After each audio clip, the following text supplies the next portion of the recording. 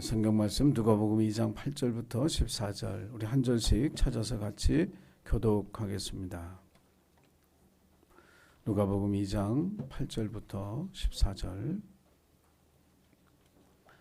자, 성경을 찾는 분들은 성경으로, 또 화면으로 보실 분들은 화면으로. 제가 먼저 8절 말씀 읽겠습니다. 그 지역의 목자들이 밤에 밖에서 자기 양떼를 지키더니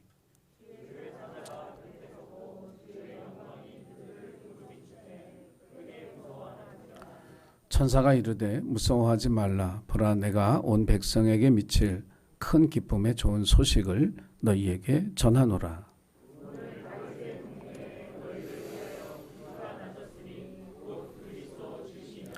너희가 가서 강보에 쌓여 구유에 누워 있는 아기를 보리니 이것이 너희에게 표적이니라 하더니,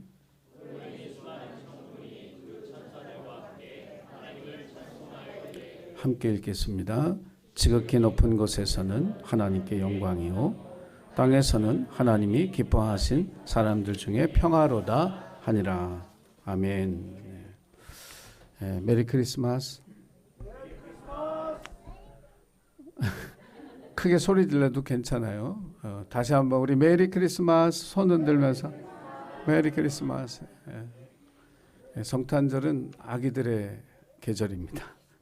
선물도 받고 또 찬양으로 하나님 앞에 영광 돌리는 무대에도 서고, 저도 어렸을 때 교회에서 성탄절이 되면 목자 1, 목자 2, 목자 3 대사 한마디, 야 별을 보러 가자, 아니 베들레헴으로 가자, 뭐 이런 한마디 하면서 연극 무대에 데뷔했던 그런 기억이 납니다. 이 아이들에게 이 추억이 나중에 언젠가 저 아이들의 삶에 하나님의 은혜가 되고 또 살아계신 하나님의 동행하심의 증거가 되어지는 그런 귀한 은혜가 있기를 주의 이름으로 축복합니다. 블라디미르 젤렌스키 우크라이나 대통령이 크리스마스엔 좀 휴전을 좀 합시다, 이렇게 러시아에 얘기했더니 싫다 그랬답니다. 그러면서 12월 13일 날 크렘린궁 대변인 발표는 우크라이나는 전쟁 이후에 새로운 현실을 받아들여야만 한다, 이렇게 얘기를 했다고 합니다. 이 땅의 평화의 왕으로 오신 예수님이 태어나신 성탄절에도 전쟁의 포성은 멈춰 있지 않습니다. 이것이 오늘 이 지구상에 살아가는 모든 사람들이 맞이하는 성탄절이라고 하는 것이 얼마나 안타까운가. 여러분, 저와 여러분의 삶 속에 평화의 왕으로 오신 그 아기 예수님을 우리의 삶에 모셔드려서 우리도 그 평화를 누릴 뿐만 아니라 이 지구상의 모든 사람들이 평화를 누리게 되게 하기 위해서 기도하시고 또 사랑을 실천하는 저와 여러분이 되기를 주님의 이름으로 부탁을 드립니다. 지난 한 달 동안 우리 설교를 통해서 성탄절의 첫 번째 주인공이 되었던 사람들이 어떻게 성탄절을 맞이할 수 있었는가라고 하는 하나님의 메시지를 우리가 들었습니다. 뭐 시몬 할아버지, 안나 할머니, 또 그리고 요셉, 또 그리고 동방 박사들, 그리고 오늘 이제 우리는 성탄절 그림이 나오면 이 지팡이를 들고 이 배경의 한 부분을 감당한 목자들의 성탄절 이야기를 누가복음 2장의 본문을 통해서 함께 하기를 원합니다. 오늘 저와 여러분에게 하나님이 말씀해 주셔서 이 성탄절을 맞이하는 이 목자들을 통해서 하나님도 내게 주시는 깨우침과 또 은혜를 받는 그런 시간이 되기를 주님의 이름으로 간절히 부탁을 드립니다. 자, 목자들, 낭만적이긴 한데 가난한 사람들입니다. 당시 2000년 전 목자들은 자기 양떼를 치는 것이 아니고 이웃들의 양떼를 3마리, 4마리, 5마리, 6마리 이렇게 모아서 떼를 만들고 그 양을 쳐서 삭슬 받는 사람들이었습니다. 그러니까 결코 부자일 수 없는 가난한 그런 사람들이 목자였죠. 근데 양을 치다 보면 그런 일이 생기잖아요. 사나운 짐승이 와서 양 한 마리를 물고 가버리는 그런 경우도 있고, 관리를 잘못해서 병에 걸려서 그 양이 죽기도 하죠. 그러면 그 주인, 양을 맡긴 사람하고 목자 사이에 다툼이 일어나겠죠. 네 책임이냐 내 책임이냐. 때로는 그 양을 변상해야도 되는, 변상하기도 해야 하는 그런 상황에 처하게 되면 이 가난한 목자들에게는 그게 굉장히 큰 부담이었습니다. 그래서 예수님이 요한복음 10장에서 나는 선한 목자라. 그런데 또 다른 목자가 있죠. 선한 목자에 반대되는. 예수님은 선한 목자로서 자기 목숨을 걸고 양을 지키는 분이셨지만 또 다른 목자가 있는데 사꾼 목자가 있거든요. 양을 도둑질하고 위험에 처하면 양을 버리고 도망가는 그런 목자가 있었다. 이것이 당시 유대인들에게 있어서는 현실적으로 피부에 와닿는 비유였다는 거예요. 그래서 이 목자들에 대한 그 사람들의 그런 인식이 그리 좋지 않았다라고 하는 사실을 우리가 그 당시의 목자들의 삶을 통해서 우리가 들을 수가 있습니다. 자, 이 목자들이 맞이한 성탄절, 우리가 다시 오실 주님, 마라나타의 신앙, 그 주님을 맞이하는 우리에게 이 목자들은 어떤 메시지를 주는가? 그 첫 번째는 우리에게 주어진 일에 성실하고 책임감 있게 최선을 다하여 살아야 한다는 거예요. 그리스도인들은 세상 속에서 정말 성실하고 책임감 있는 사람으로 인정받아야 할 줄로 믿습니다. 그런 사람이 다시 오실 주님을 맞이할 수 있는 그런 사람들이 된다라고 하는 사실을 저와 여러분이 기억해야 합니다. 세상 사람들은 대부분 큰 일, 작은 일을 구분합니다. 위대한 일이 있고 사소한 일이 있습니다. 굉장히 주목받고 인정받는 일이 있고 어떤 것은 허드렛 일처럼 아무리 해도 사람들이 인정해 주고 바라봐 주지 않는 그런 일들을 구분하죠. 그러나 하나님께는 크고 작은 일이 구분이 없습니다. 달란트의 비유를 보면 한 주인이 먼 나라로 가면서 세 하인을 불러서 달란트를 맡기는데 어떤 사람에겐 5달란트를 맡기고 어떤 사람에겐 2달란트를 맡기고 어떤 사람에겐 1달란트를 맡깁니다. 우리는 그것이 주인의 신뢰도의 차이라고 생각합니다. 그래서 이 사람은 하나의 정도 일만, 이 사람은 2개 일, 이 사람은 5개 일도 할 수 있는 사람이라고 생각하죠. 그런데 하나님은 그렇게 판단해서 그 달란트를 맡긴 것이 아닙니다. 그에게는 하나를 감당할 수 있는 능력이 있고 이 사람은 2개를 감당할 수 있는 능력이 있고 이 사람은 5개를 감당할 수 있는 능력이 있는데 각자가 감당한 그 일을 가지고 동일하게 칭찬하시는 거예요. 그러니까 5달란트를 맡은 자에게 주신 칭찬이나 2달란트를 맡은 사람에게 주신 칭찬이나 다 똑같았다라고 하는 거죠. 그러니까 하나님의 일에는 크고 작고 귀하고 천하고가 없다라고 하는 겁니다.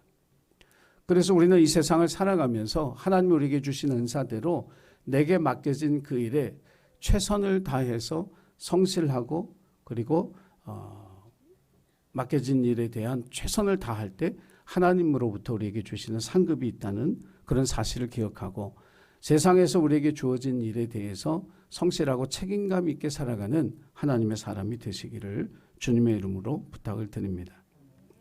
자, 그날 예수님이 베들레헴 태어나실 때 하늘에서 하나님이 보셨어요. 보시니까 그 베들레헴 지경에 양을 지키는 목자들이 보였습니다. 한밤중에도 자기에게 맡겨진 양떼를 지키기 위해서 깨어있는 목자들을 보신 거죠. 그래서 하나님은 그 사람들을 통해서 성탄절의 첫 번째 메신저, 너희를 위하여 이 세상에 구주가 오셨다는 그 메시지를 전하는 메신저로 그 목자들을 선택했습니다. 저와 여러분도 세상을 살면서 가정에서 주어진 일이든 학생들은 학교에서 주어진 일이든 직장인들은 직장에서 주어진 일이든지 그것이 크고 작든지 최선을 다해서 성실하게 감당함으로써 여러분을 하나님께서 주목해 보시고 성탄의 메시지를 전할 수 있는 메신저로 사용하시는 그런 은혜가 저와 여러분의 삶에도 일어나게 되기를 간절히 부탁을 드립니다. 두 번째는요, 이 목자들 통해서 주시는 하나님의 메시지는 우리가 온전히 하나님 앞에 맡기는 삶을 살아가는 사람이 되어야 한다는 거예요. 목자들이 천사들에게 놀라운 소식을 들었는데 다윗의 동네에 구주가 나셨는데 세상을 구원할 구원자가 오셨다. 그 메시지를 들었을 때 이 목자들이 빨리 가자. 그리고 그 베들레헴을 향해서 가거든요. 근데 여기서 한 가지 질문을 던져야죠. 그러면 그들이 맡았던 양은 어떻게 하고, 그 양은 어떻게 하고 빨리 예수님 보러 베들레헴으로 갈까? 그럼 우리 중에 한 사람은 여기 남아서 양을 지키고 나머지는 갑시다. 어떤 의논이 되어져 있었겠죠. 근데 성경에 그렇게 기록이 되어져 있지 않아요. 여기서 인간적인 생각과 믿음이 부딪혀요. 인간적인 생각으로는 양떼를 하나라도 잃어버리면 안 되니까 누군가 한 사람이 여기 남아서 지킵시다. 이렇게 얘기하고 갔을 텐데, 믿음은 그 천사들이 전해준 그 소식을 전하기 위해서 우리가 다 함께 가자예요. 여러분, 세상 사람들 같으면 어떻게 선택하고 결정했을까요? 그 양을 잃어버리면 안 되니까 한 사람은 여기다 파수꾼으로 세우고 당번으로 세우고 나머지만 갔다 옵시다. 이렇게 됐을 거예요. 그런데 이들은 모두 베들레헴으로 갔습니다. 목자들의 선택은 뭐냐 하면 한 사람 남겨서 양을 지키는 게 아니라 하나님께 이 양을 맡기자는 거죠. 이게 성탄이 주는, 목자들의 성탄전을 통해서 우리에게 주시는 하나님의 메시지예요.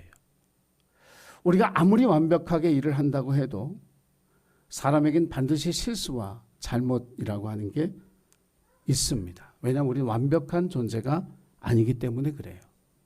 그래서 예수 믿고 살아가는 사람은 완벽주의자가 돼서는 안 돼요. 하나님 앞에 온전히 맡길 수 있는 사람이 되어야 할 줄로 믿습니다. 이것이 신앙인이라고 하는 거예요. 여러분이 하는 것보다 하나님이 훨씬 더 잘하실 겁니다. 아멘? 여러분이 하는 것보다 하나님 훨씬 더 잘하실 거예요. 그것을 우리가 기억하고 완벽주의자가 되기보다는 하나님 앞에 맡기는 삶을 살아가는 것이 우리에게 정말 중요하다라고 하는 사실을 깨닫는 성탄절이 되기를 간절히 소원합니다. 그들이 양떼를 하나님 앞에 맡겼던 것처럼 저와 여러분의 미래도 맡기고 자녀들도 맡기고 우리의 건강도 맡기고 생업도 맡기고, 그래서 천사가 전하여 준 그 소식을 저와 여러분도 전하기 위해서 살아갈 수 있는 하나님의 메신저가 되는 그런 저와 여러분이 되기를 주님의 이름으로 부탁을 드립니다. 그래서 이렇게 자기 일에 최선을 다해서 살아가는 사람이 되고 맡기는 삶을 살아가는 사람들에게 오늘 말씀해 보니까 표적을 보여주시는 은혜를 베푸신다. 이것이 오늘 이 누가복음 2장에 나와 있는 이 성경 말씀의 메시지의 마지막 부분이에요. 천사들에게 뭐라고 얘기했냐면 세상의 구세주, 세상을 위해 구원할 구세주가 오셨는데 강보에 쌓여서 말 구유에 누워있는 그 아기가 표적이다, 이렇게 얘기하는 거예요. 그러면 보자기에 그냥 이 보자기에 싸서 말이 밥 먹는 말 밥통 위에 놓여진 그 아기가 세상을 구원할 구세주다, 이런 얘기거든요. 여러분, 그게 믿어질까요? 아니, 세상을 구원할 아기 정도 되면 무슨 왕궁에서 태어나든지 귀족 집안에서 태어나든지 뭔가 세상적인 어떤 힘과 뭐 능력이 좀 많은 어떤 그런 표적을 봐야 이 사람이, 이 아기가 세상을 구원할 구세주구나, 이렇게 생각할 텐데 그들이 봤던 표적은 지극히 가난한 아기를 본 거죠. 여러분, 하나님께서 저와 여러분에게도 이 성탄절을 통해서 강보에 쌓여 구유에 누인 아기의 표적을 보여주시기를 원합니다. 우리를 위해 가난해지신 분, 우리의 죄를 씻기 위해 당신의 생명을 내어주신 분, 다시 오실 주님을 기다리며 살아가는 우리에게 교회와 성도들이 강보에 쌓여 구유에 누인 표적이 돼서 이 세상에 많은 사람들이 예수님이 우리를 구원하실 구세주로 이 세상에 오셨구나, 하나님께 영광, 이 땅에 평화를 주시기 위해서 오신 분이구나 하는 사실을 알 수 있도록 그렇게 저와 여러분이 이 성탄절을 통해 다시 한번 마음으로 결심하는 그런 귀한 은혜가 있기를 주님의 이름으로 축복합니다. 기도하겠습니다.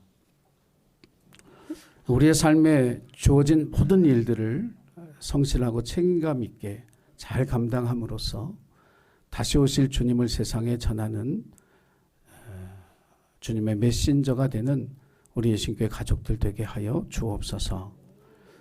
또한 하나님 앞에 온전히 맡기는 삶을 통해서 성탄의 목격자가 되었던 목자들처럼 우리도 우리의 삶을 하나님 앞에 맡김으로 다시 오실 주님을 맞이할 수 있는 하나님의 자녀들이 되게 하여 주옵소서. 이 시대에 표적을 구하는 많은 사람들에게 강보에 쌓여 구유에 누인 아기가 이 땅을 구원할 구세주의 표적이었던 것처럼 교회와 성도들의 삶이 그 가난함과 경건함이 이 세상을 구원할 하나님이 주시는 표적이 되는 귀한 은혜가 우리 모두에게 있도록 축복해 주옵소서. 감사드리며 예수님의 이름으로 기도하옵나이다. 아멘.